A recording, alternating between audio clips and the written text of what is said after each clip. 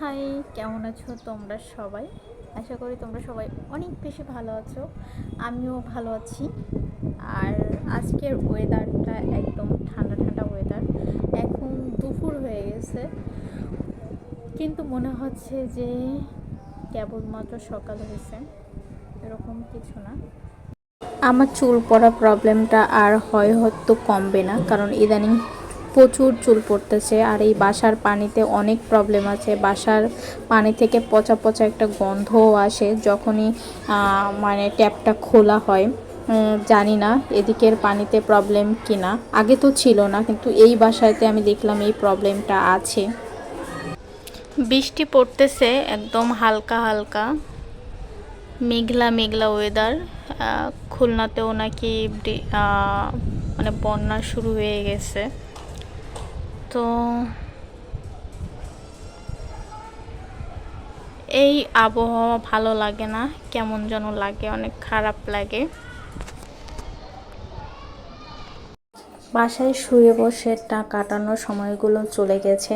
সেই আন্দোলনের সময়, ওই সময়টা গেছে। এখন পড়াশোনা কভার করে সামনে মিড টার্ম এক্সাম, সেটা দিতে হবে। তার জন্য একটু প্রিপারেশান নিয়েছি। আমি আবার এত বই পড়ি না, খুব কম বই পড়ি।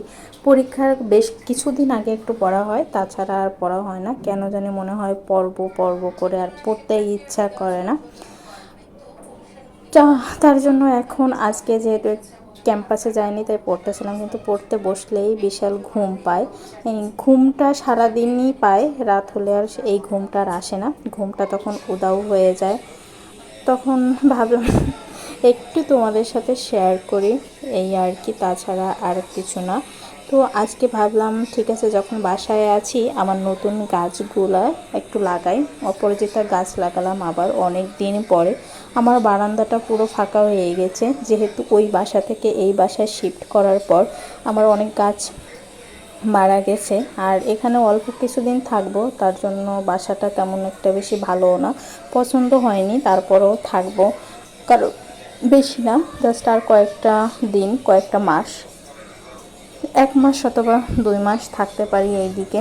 এখানে পরিবেশটাও বেশি ভালো না। যখনই আমি ভয়েস দিই আমার আশেপাশে অনেক সাউন্ড শোনো। এখানে রাত দুপুর পর্যন্ত সাউন্ড থাকে, মানে চিল্লাচিল্লি, বাচ্চা কাচ্চা থাকে, সবসময় চিল্লাচিল্লি করে, এই আর কি। এই জন্য বেশি একটা ভালো লাগে না, নীরব নিস্তব্ধ বাসাটা ভালো লাগে। আমরা আগে মেইন রোডের কাছে থাকতাম, কিন্তু তারপরেও না এত সাউন্ড ছিল না। এখানে যতটা সাউন্ড, ভয়েস দিতে গেলেই আমার অসম্ভব ঝামেলার ভিতর পড়তে হয় যে কি করে দিব কি করে দেব।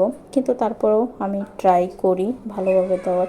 রুমের ভিতর দিলেও অনেক সাউন্ড থাকে, অনেক প্রবলেম থাকে, সেটাও হয়তো তোমরা সাউন্ডগুলো পাও।